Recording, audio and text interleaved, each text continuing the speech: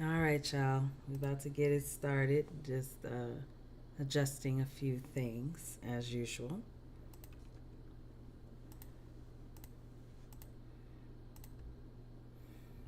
All righty. Get myself. Had a friend with bipolar 1. Well, I had a friend with bipolar 1 who would help sometimes. From my outside view, what surprised me was she had psychosis and stuff. I thought it was about extreme stage, which she would tell me about. Okay, love that. Thank you, thank you. And Keenan chiming in, it's the real deal. I mean, yeah, it really is.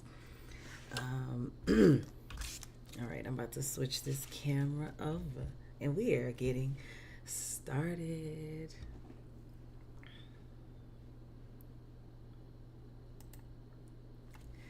Hey, sunflowers. Good evening, and welcome back to another episode of BPDsquared Live. So, gotta be honest with you guys, I wasn't even sure I was gonna do this tonight because, interestingly enough, as we're covering bipolar disorder tonight, yes, as we're covering bipolar disorder tonight, I didn't even realize that I was coming out of a hypomanic episode myself. So it's kind of interesting, kind of ironic that this is the topic for tonight. But regardless, as I normally state in these lives and on my videos in general, you hear in my welcome that I was diagnosed with BPD, borderline personality, as well as bipolar disorder. So, we've talked a lot about BPD, the borderline aspect, and we didn't really get into bipolar. So I thought tonight we could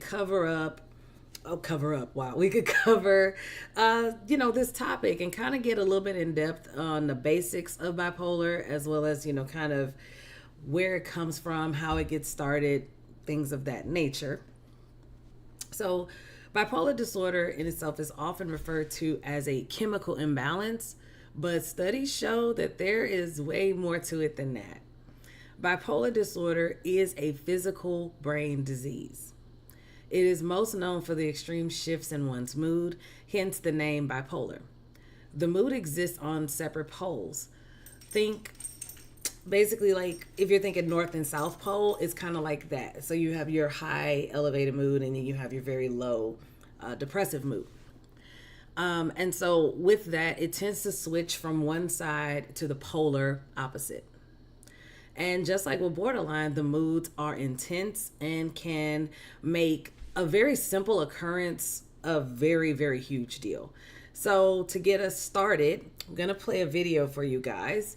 This is with Dr. Ali Matu and comedian and advocate, Tristan Miller. They explain what it's like to live with bipolar disorder. Give me just a second, get that switched over for you guys.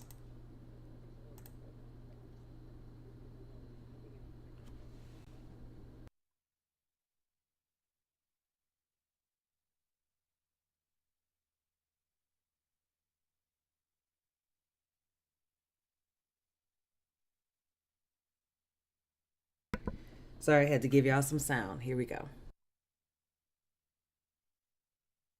Next one I have is that we're just depressed because people don't, I think in general, don't know what bipolar depression is. What is bipolar disorder, Tristan? I think Carrie Fisher put it so well. It's going really, really fast and then being really, really sad. A lot of people think it's happy and sad. It's really, like I was saying, it's really fast and then slow. You have slow days and you have fast days. And some days the slowness is because of congestion and traffic of your mind where things kind of just drip out. And then other days everything pours out. That's another metaphor she came up with.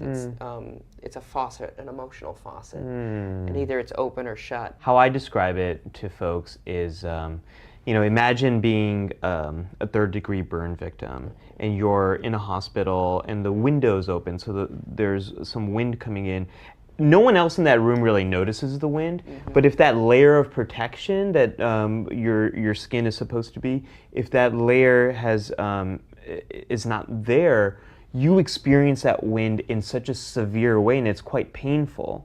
So a lot of folks with bipolar depression, they feel and experience things more intensely than other people might. There is a certain beauty of being that sensitive, but it also is a pain in the ass. Like, because it is one of those things of like, I've cried about forgetting to shut a fridge door once. That's not normal. You shouldn't romanticize it because it's an illness, it's a disease, and you gotta treat it like it could kill you, because it could. All right. So, as Tristan stated, bipolar is not a matter of happy versus sad. It's more like going really, really fast and then slowing down to almost a complete halt. Bipolar is a disease, and as he says, should not be romanticized. I know that some people see mania as this awesome period of time where you're so much fun and you're doing the most and you're coming up with these amazing ideas. You're willing to take more risk. You're willing to go out and do more things and be more weird and be more creative. And I've even heard some people say that they wish they had an excuse to sleep all day, in regards to when you have depressive episodes. So I personally agree with Tristan to stop romanticizing this because, we got to see it for what it is. If we do not pay attention and if you are not careful and you're not caring for yourself properly, it can take you out of here in some way, form, or fashion. It can become very dangerous if not careful. So, as we said before, this is what we are going to be covering tonight. But of course, if you are new to this channel and you're seeing my face for the first time, hey Sunflower. And again, welcome to BPDsquared. My name is Brenda, and I started BPDsquared after receiving a dual diagnosis of borderline personality disorder and bipolar disorder. I will get into which type I have later. I began sharing my story on Instagram in hopes of finding others who were going through the same experiences as me. I wanted to find a community of my own, but unfortunately there weren't many people who looked like me or even lived in my same area. I mean, not even in my same country. So I figured, why not create a community of my own? BPDsquared, and let me share this with you guys as well.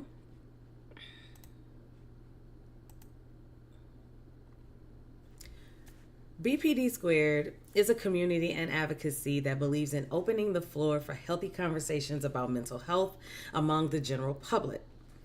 With that being said, I must make it clear that I am not yet a certified medical professional, and therefore I cannot diagnose, nor can I give any counseling or any therapeutic advice. But what I will and can do on this channel and on my platform is share my experience, my research, and the lessons that I've learned along the way. However, if you or a loved one is suffering from a mental health crisis and needs more assistance in addressing it, please visit the links that are below in the flower box as well as on my website. All of the resources that you see all the resources that you see here on screen, they are available on my website. As you can see, there are several organizations that cater to different groups of people. No matter what your ailment, illness, or concern may be, there is somebody there for you. There's even chat lines. You can text. So there's many options for you to reach out to someone if you or a loved one is experiencing some kind of mental health crisis, problem, issue, whatever word you want to use. And there's also a database available that I have linked that will help you find a therapist or some kind of medical attention in your local area if there is a concern about where to go that's in close proximity. And one final note before we get into our actual topic for tonight. The topics discussed on this channel are based on let me transition real quick. The topics discussed on this channel are based on personal experiences, meaning mine and those that I have researched, basically the stories that have been shared in the public. Just because I might share a diagnosis with someone and our experiences may be similar does not mean that all people will have the exact same experience. Mental health in itself exists kind of on a spectrum. And so no two people will always present their symptoms the same way. So take what we learn here on this channel more as an example and not as a rule or a law. Got it? Good. So let's get into tonight's subject. Let me switch this back over here. I'm actually feeling a little bit better, y'all. Like I said, I'm coming down off of this hypomanic episode. My head is swimming, but I'm actually in a pretty good mood. I'm kind of proud of myself. I'll talk about it later. So, guys, what is bipolar disorder? So, as I was saying, I have to laugh at myself because sometimes I honestly forget that I was diagnosed with bipolar disorder. I honestly do. And it wasn't until like the day before yesterday that I realized I was in a hypomanic state. I was finding that my sleep schedule was out of whack. I wasn't sleeping a lot. I wasn't interested in eating as much. I was irritable and I was having a hard time focusing on my projects. Like I said, this right here, thank you so much. I just got your message. Thank you so much for that. But yeah, I'm telling y'all, this project right here, even though it was, in my opinion, very straight cut and to the point and seemed like a simple thing to cover, it just was so hard to just do it. You know what I mean? It's kind of not analysis paralysis. What is it? Executive dysfunction or something like that. I forgot what it's called, but basically I was having a time, y'all. But, I mean, even so my friend that I talk about on this channel all the time, my girl Dre, she was over here not too long ago and she even noticed it and was like, are you okay? And at the time I was like, why are you even asking me this? I am fine. Why are you asking me this? I'm good. But in hindsight, when I think back on it, I was like, you know what? I was a little snappy. I was kind of giving erratic. I was giving irritable. So I realized that. And so when I talked to her about it a couple days ago, she was like, yeah, I could tell. I just didn't want to say anything. Girl, you better tell me next time. I need to know. Because I'm going to be honest, I don't always know when the hypomania kicks in. So that also, I don't always consider my symptoms to be because of bipolar. I am fully aware that it is a thing that exists in me. However, I seem to contribute a lot of my experiences to BPD, to the borderline aspect, because as we'll get into, you know, bipolar is not rapid switching unless you have rapid switching, but we'll talk about that later. So when I have those different changes in my mood and stuff like that, I feel like, for real, speak up, friends. Thank you. So when I have those changes, it kind of makes me feel more like, okay, is this a BPD thing? Am I triggered? Or is this just something I'm dealing with because it's a part of that cycle? So again, we'll get into that and kind of getting more in depth on how to kind of figure that out. So I want to ask this question while I read through these definitions very quickly, because I know it's going to take a while for the things to pop up.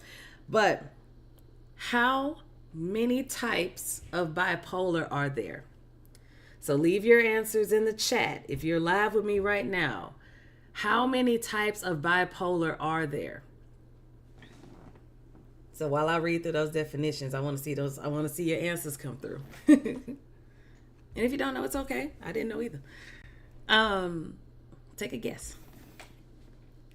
So, the Diagnostic and Statistical Manual of Mental Disorders, 5th edition, or DSM-5 for short, is what is commonly and most notably used to define and characterize all types of mental disorders. So basically, that is the manual that is used by most psychiatrists, therapists, and within the mental health spectrum in classifying and identifying mental disorders. Okay, my friend said 3. Okay. Anybody else got an answer? Come on, y'all. Come through with your answers. Just put a number. It's cool. So, bipolar is defined by the DSM-5 as a group of brain disorders that cause extreme fluctuation in a person's mood, energy, and ability to function. And, hold on, I gotta get it set up. And I'm gonna switch over so you can see it well. Let's see, you can see me. In this book right here, Bipolar for Dummies, it's actually a really good read. And I'm going to switch back so y'all can see the definitions. Bipolar is defined as a physical illness that affects the brain. A bipolar diagnosis requires at least one episode of mania or hypomania, which is a less severe form of mania. And the disorder typically includes episodes of depression that alternate with the mania or hypomania. So let's see, I got a couple of responses. Let's start asking questions. Said 3. Keenan said 5. Does anybody else want to throw an answer in there? Because we can move forward. I got you.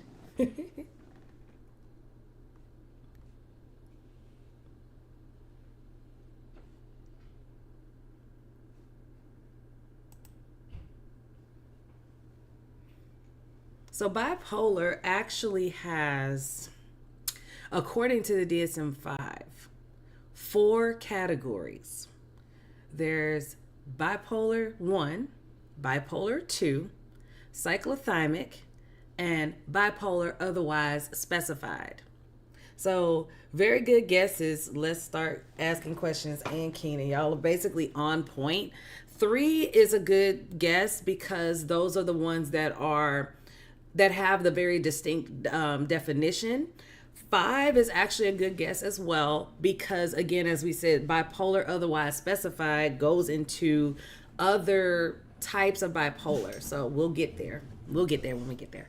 So the last one talks about other disorders and how bipolar can be triggered by other causes.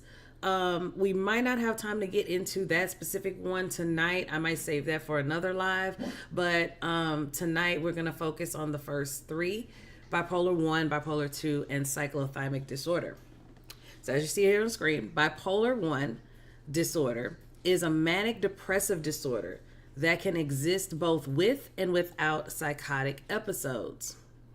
So bipolar 1 has more of an emphasis on the mania, as you will typically see more erratic and irritable behaviors. Sir, leave the trash man alone. You do this every time. In bipolar 1, depression will occur, but it won't be as severe as the mania that occurs. Bipolar type 2 consists of depressive and manic episodes, which alternate and are typically less severe and do not inhibit function. This is considered hypomania. Depression is more recognized in bipolar 2 as the individual will have more severe depressive episodes. So bipolar type 2 is what I deal with. Sir. Y'all, he gets so upset when he hears the noise outside. It's like, how dare you bother my trash can? Anyway. And finally, cyclothymic disorder is a cyclic disorder. I think that's how you pronounce it. Cyclic. It's a cycling disorder that causes brief episodes of hypomania and depression and cycles rapidly. Now, when I say cycles rapidly, I don't mean that it will just change every minute or that it changes even as often as every day. You might see some instances where the mood is very elevated and it might be even for a couple of days, then the mood is very low, and then that might last for a week, and then you see the mood is even again. So it kind of goes in like this kind of trajectory, I guess. And so that is the main differences between the three.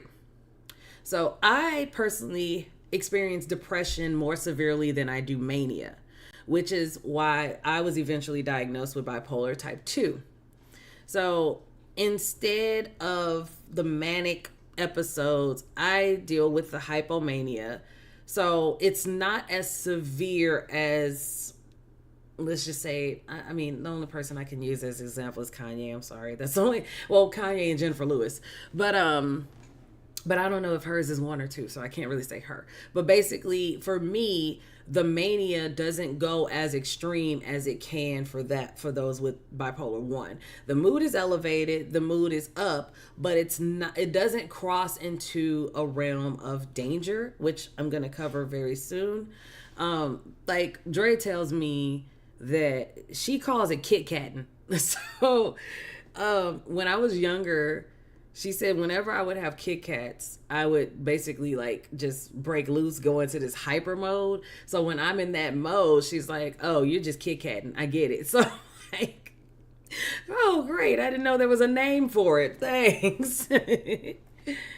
So, and by the way, now that we're about to get on the actual subject of mania, I do have a video linked below where I talk about mania as well as how you can use it to your advantage. So if you want to check that out, I would greatly appreciate it. Again, it is linked in the flower box. But as we mentioned earlier, bipolar is more about pace than emotion. So with mania, everything tends to go much, much faster and with much more urgency.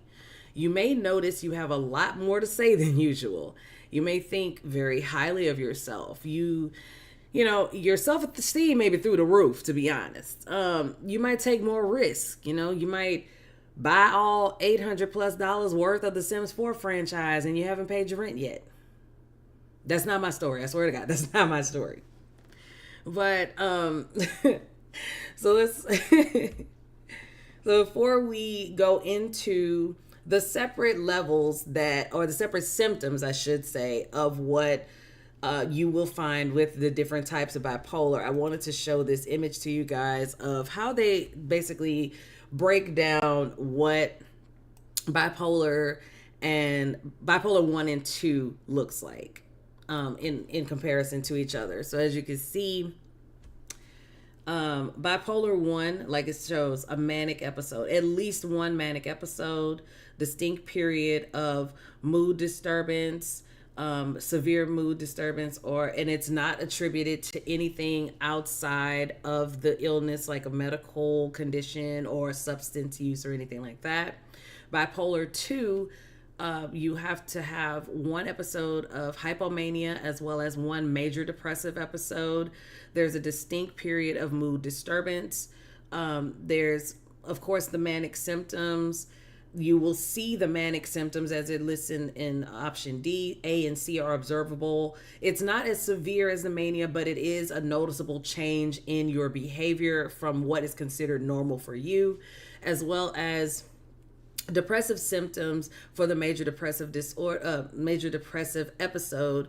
They are causing significant distress, impairment, and again, all three are not contributed to any substance use or any other medical conditions.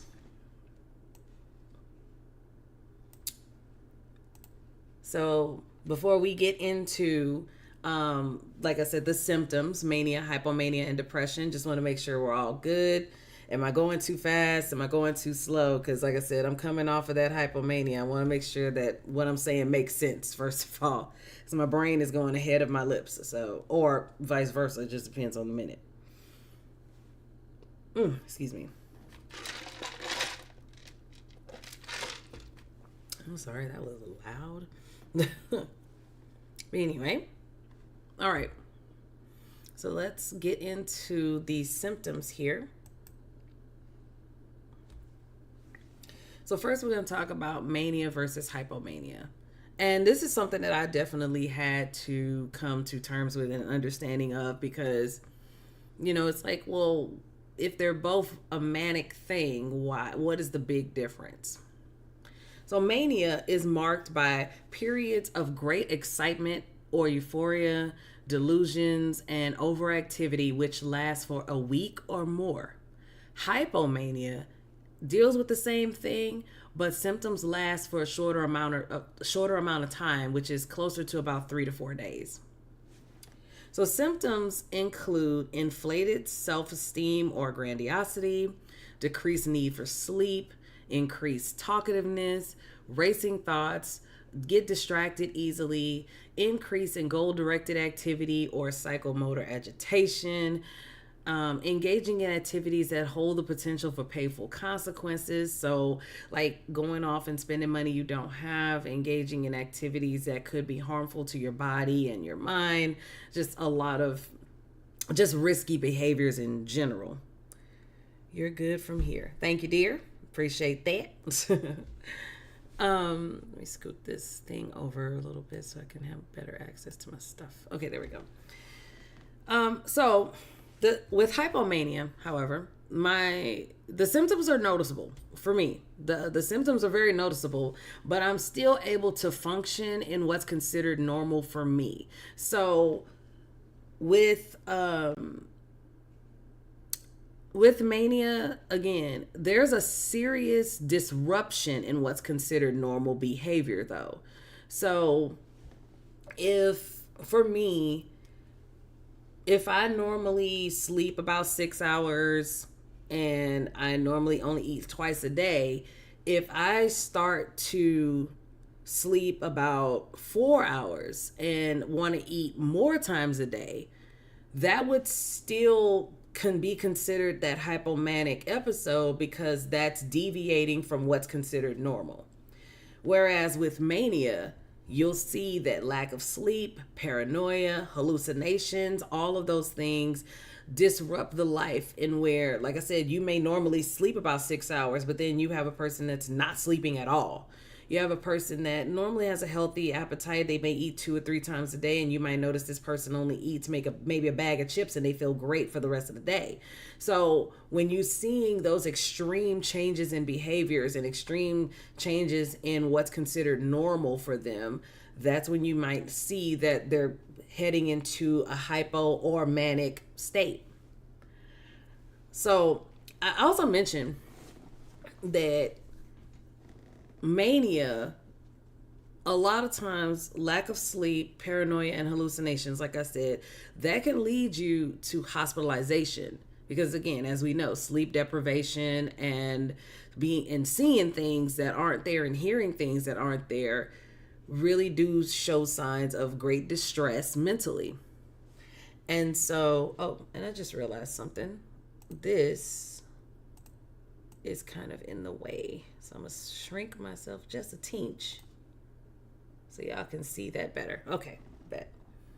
Hopefully y'all were able to still kind of read it a little bit, but let me see how much I can go up. Okay, that should be good. All right. Now, so like I was saying, sorry, mania, you will experience those problems with, like I said, sleep, issues with sleep, paranoia, hallucinations, and things like that. And it will lead you to hospitalization if it persists for a long period of time, because again, that can be extremely detrimental to your health. And it's interesting because it is stated that with hypomania, one doesn't normally experience hallucinations or other psychotic moments, but I have definitely had some psychotic moments. Plenty of people can tell you about it, I'm sure. But,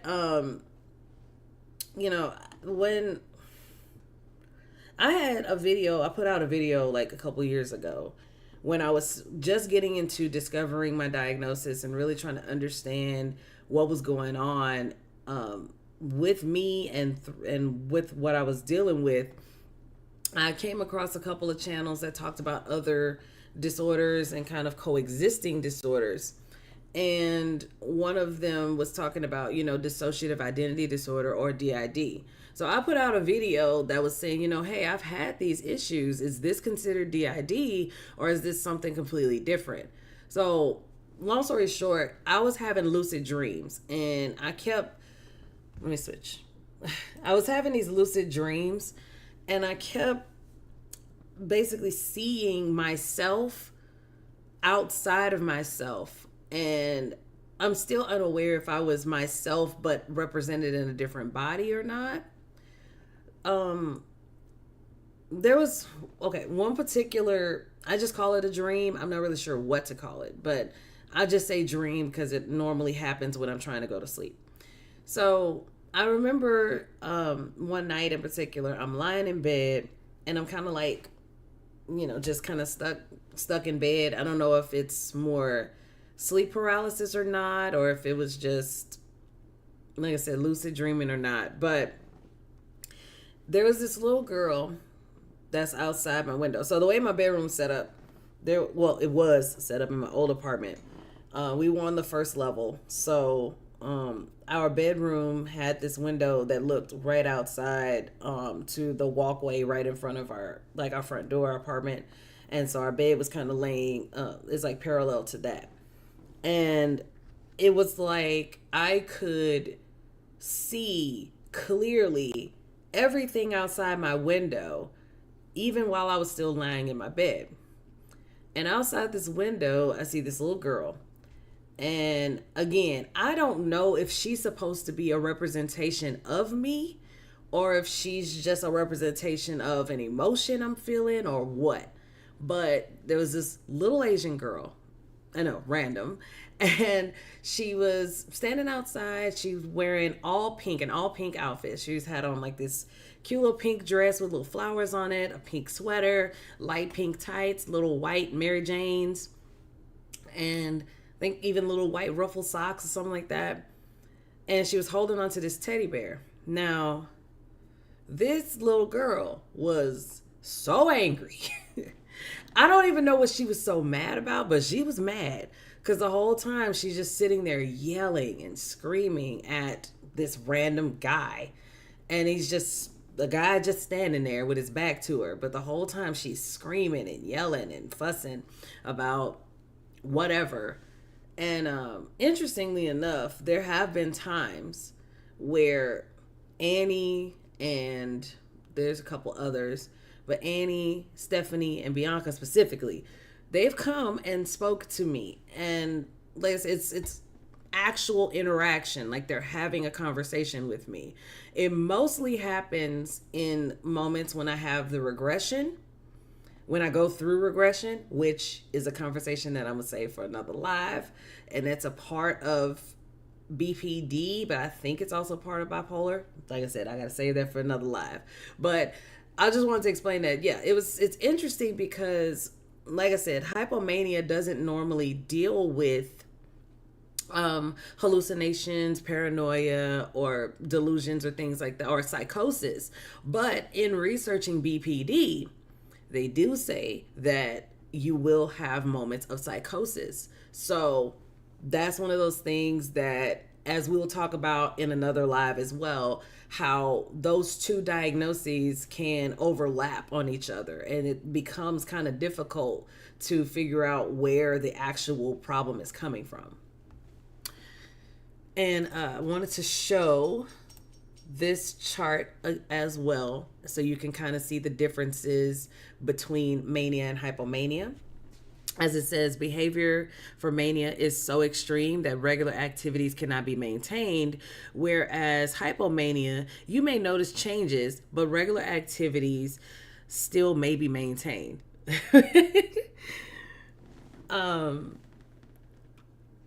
With mania, delusions or hallucinations may occur.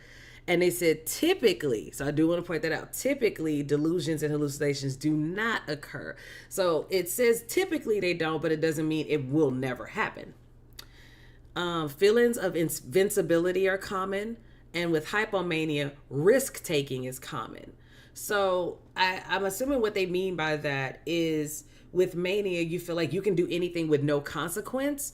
Whereas with hypomania, you recognize there's still a consequence, but you still want to kind of try it anyway because you're a little more willing to take the risk then. And with mania, you may feel detached from reality. When hypomania, you may feel easily distracted. Now, I'm going to be honest. I have definitely felt detached from reality more often than I want to admit. So that's why I say a lot of this stuff, it exists on this spectrum, and it just depends on how it affects you versus how it affects the next person and things of that nature. And it also depends on what else may exist within you as far as diagnosed or environmental or whatever that can contribute to how those symptoms play out in your personal life. Let's start asking questions. Say, well, I'll be child. I'm telling you. It's a lot. It is a lot. And that's why I really wanted to get into this tonight, because I'm like, yeah, we've talked a lot about the BPD aspect, but I feel like there's so much that we need to cover when it comes to bipolar disorder, that there's so many misconceptions about it. There's so many generalizations about it too. And I feel like the more we're opening that door to understanding it, the easier it is to kind of, break apart from that stigma behind it. So we're not overgeneralizing and oversimplifying and also overusing it, Yes, son, how can I help you? Hold on. Come. Say hello. Why are you upset now? What do you want? Talk to me. What do you want? What is it? This is not playtime. I am working right now.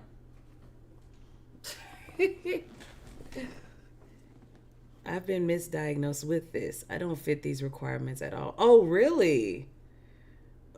So wait, were you diagnosed with bipolar 1 or 2 or bipolar in general? Or, if you don't mind sharing, of course.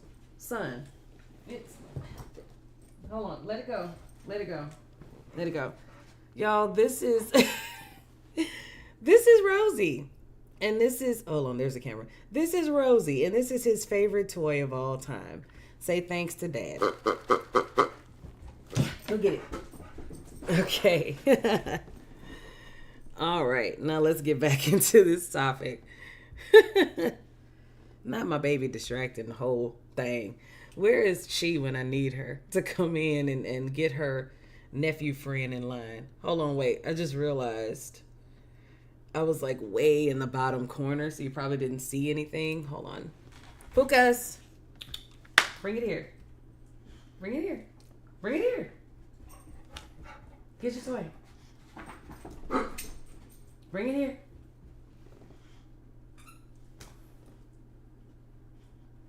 Wow. Now he doesn't want to bring it to me. All right, y'all. Let's go ahead and get this thing wrapped up. So we're going to go into, of course, the depressive symptoms. Depression and depressive episodes is actually what I should say. So according to an article that I found on psychom.net, which also is quoting directly from the DSM-5, the depressive side of bipolar disorder is characterized by a major depressive episode resulting in a depressed mood or loss of interest or pleasure in life. The DSM-5 states that a person must experience 5 or more of the following symptoms that you see listed on screen in 2 weeks to be diagnosed with a major depressive episode. So when they say they must experience 5 or more in 2 weeks, they mean those symptoms must exist consistently over the course of 2 weeks. It was years ago. I was basically in a coma. Oh my God. I don't know how they decided it was that. How you just LOL after saying I was in a coma? Really? Oh my goodness. Well, I am so glad that you are here with us and not in a coma. But yeah, that is interesting how you're in a coma and they diagnose you with bipolar, I guess. That is an interesting story. If that's listed anywhere, I'd love to hear about that or read about that or something. Okay. Alrighty, let's get back into this. Sir, And thank you for the compliment on my baby. He's a nut, y'all. Come here, Luke. Come here. No, anyway. So, depression. Let's get back to that. So as the symptoms are listed, depressive moods, the symptoms of a major depressive episode include a depressed mood most of the day, nearly every day, loss of interest or pleasure in all or almost all activities, significant weight loss or decrease or increase in appetite, engaging in purposeless movements such as pacing the room, fatigue or loss of energy, feelings of worthlessness or guilt, diminished ability to think or concentrate or indecisiveness, reoccurring thoughts of death, reoccurrent suicidal ideation without a specific plan, or a suicide attempt. And I do want to say, gratefully, I have not had any specific suicidal thoughts in the past 6 months or so. So, yay, recovery. But yes, take note that it is considered a major depressive episode and not just a moment of depression. So, everyone is going to experience depression at some point in their lives. That's normal. You will experience depression. Depression is normal. But the difference and how it comes out to be a sign of a major illness lies in how it affects your ability to function on a day-to-day basis and how long the symptoms persist. So again, like they say, if you're noticing that you're having these very distinct changes in behaviors, you're noticing, the depression is becoming so much so that you actually cannot do much of anything anymore, that is when you know that it is becoming a depressive episode. So when I was first diagnosed, I received the diagnosis of major depressive disorder, which, as it was explained to me, is the first step in receiving a bipolar diagnosis, or at least a bipolar 2 diagnosis, more expressly. So for a few weeks, I'm not sure exactly how long, but I know it was going on for a while. But for a few weeks, I had been feeling very disturbed, feeling very low. And honestly, it came out of nowhere. What? You're about to be put on camera, sir. Hold on. Come, son. Come here. You're hiding. People can't actually see you. You gotta sit up so people can see your beautiful face. Say hello. Since you just want to be all in my business, did you have something to say? Did you want to share your story as well? Oh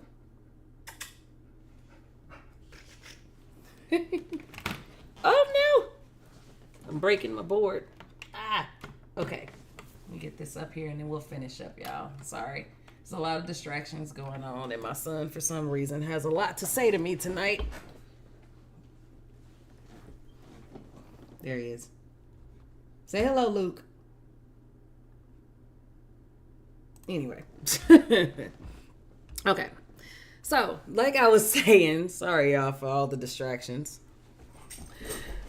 And now he wants to play with the dang toy. Okay, anyway.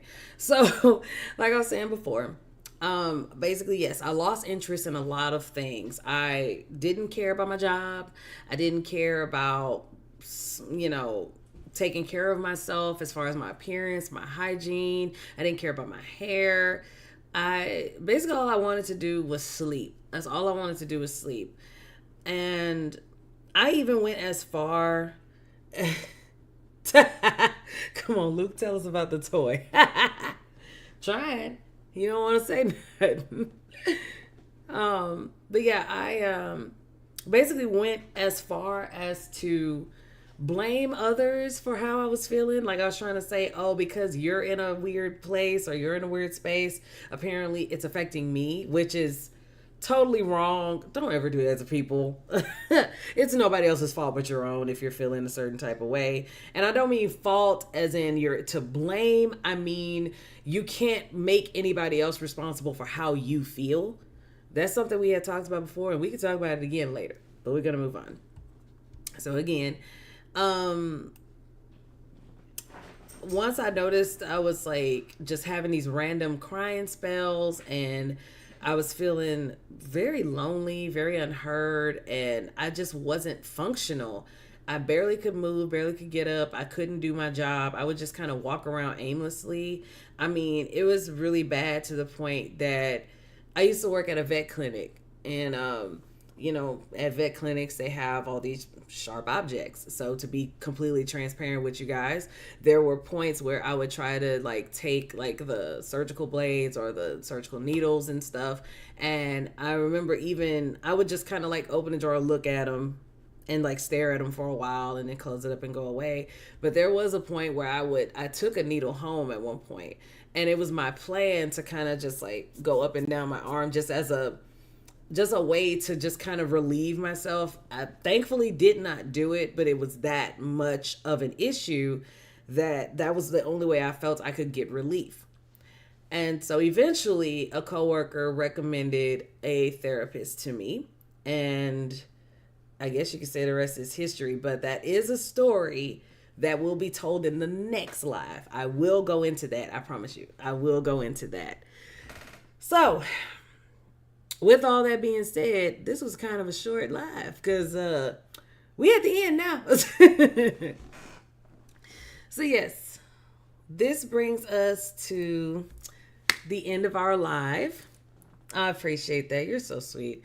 But yeah, this brings us to the end of our live, and I just want to say that, as usual, I thank you guys so much for joining me tonight, for hanging out with me once again, and as usual, I hope that what is shared tonight gave a bit more insight into the basics of bipolar disorder and gives you a little bit more understanding of what it is and how it contributes to a person's moods, and how it's more than just happy and sad. It's pace, it's behavior change, and it's a lot more than just that. So next time we talk, we will be talking about how bipolar and BPD are so interchangeable. Not interchangeable, that's not the right word, because you don't want to interchange them, but we will talk about how bipolar and BPD are so similar and how they're often misdiagnosed as one or the other, and also the common, the differences and things like that.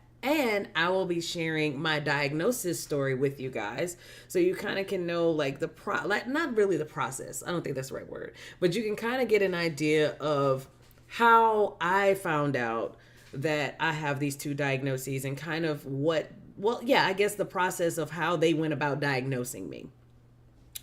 So if you enjoyed yourself tonight and you do want to see more of me and this type of content in the future, make sure you leave a like, make sure you subscribe, and make sure you ring that bell so you don't miss when we go live and I'm posting new content. Make sure you follow me on all my socials. Specifically, follow me on Instagram. I'm always on Instagram. So if you ever want to reach out and just say, hey, if you ever want to talk about anything, I'm normally on there pretty consistently. So if there's ever a time you want to just say, hey, this is a thing, I'm cool with it. Reach out. I'm good. So, of course, all links are below in the flower box. So make sure you're checking out everything down there. Make sure you are sharing this video with any and everyone so that we are continuing to raise awareness and breaking the stigma behind these disorders. So y'all know we are sitting comfortably, not comfortably, because I'm not comfortable with it. But we are sitting at, the last time I checked, 747 subscribers. First of all, thank y'all so much for the increase in subscribers lately. I really, really appreciate it. I'm so glad that there is content available that people are interested in and actually want to take time to look into, and, they enjoy it. And it's enough to watch. So that's cool. So I appreciate that. But as we are at 747, we are on the road to 1,000 subscribers. And I know for sure that we can make it, guys. I know for sure that we can do it. My plan is to celebrate 1,000 subscribers by my birthday, which is in October. But I'm pretty sure we can make it before then. So again, like I say, share this video with any and everybody you know, and just let them know what's going on this channel. We want to continue to spread awareness, raise awareness, break the stigma, and open the door for people to have more comfortable conversations about mental health and mental illness. So, of course, there's merch available on the website. And, hold on, I'm switching my camera. As usual, there's merch available on my website. So if you are interested in purchasing any items, we have bracelets, tumblers, mugs, shirts, journals, things of that nature. If you have any requests also, or just an idea of what we can add to the store, I'm open to ideas. I'm open to suggestions. But we do have items available if you would like to show your support, as well as you can donate to us. If there's not something that you're particularly interested in material wise, but you still want to show your support, you can definitely always donate to BPDsquared. Again, the links are in the flower box below, so you'll find everything there. And just to let you guys know, the proceeds do go towards helping us fund our research and getting materials to conduct these lives and make sure that we're bringing you the right information, or at least the most updated information, and just using all the resources possible to make sure we're giving you a good, clean, right, correct, insert words, show. And also, we are building a fund to go towards helping families in need, whether they may be looking to just fill their grocery list, or they are looking to find somebody to help support them as they are supporting a family member through a mental health crisis, or whatever it may be. We're raising funds for that as well.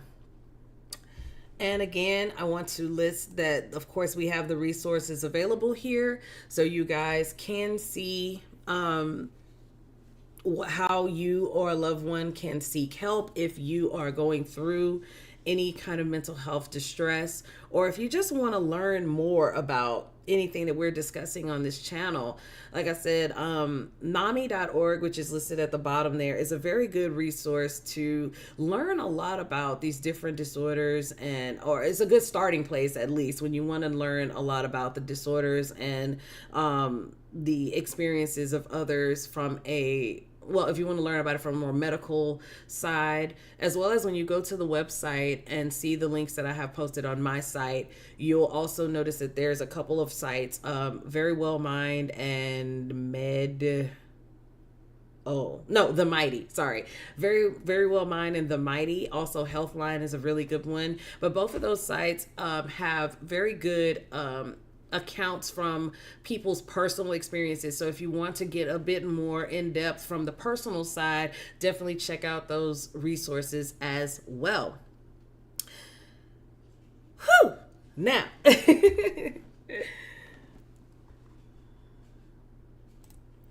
so again, guys, I want to thank you so much for being with me tonight.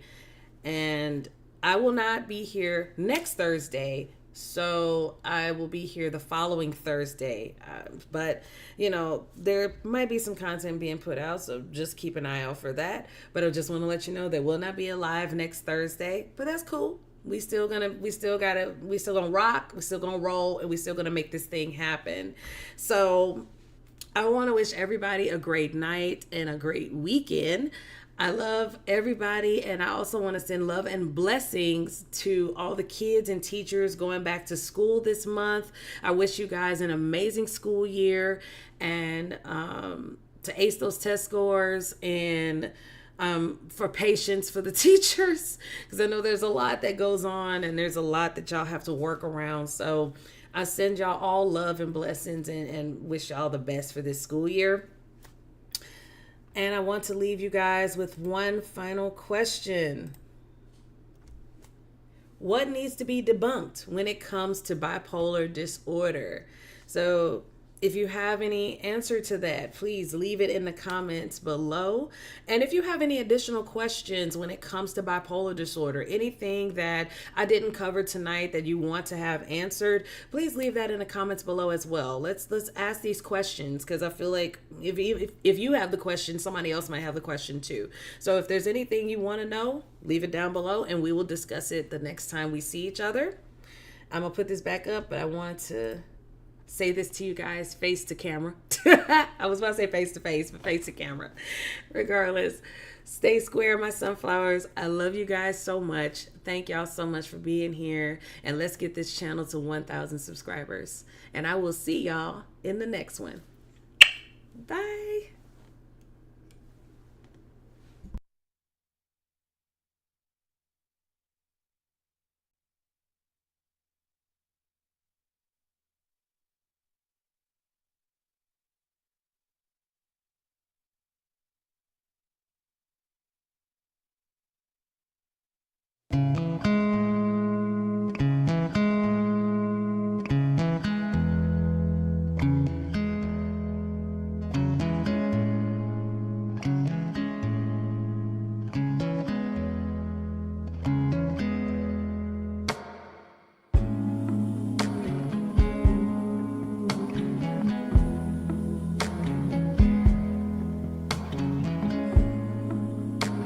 It's hard when you don't get the time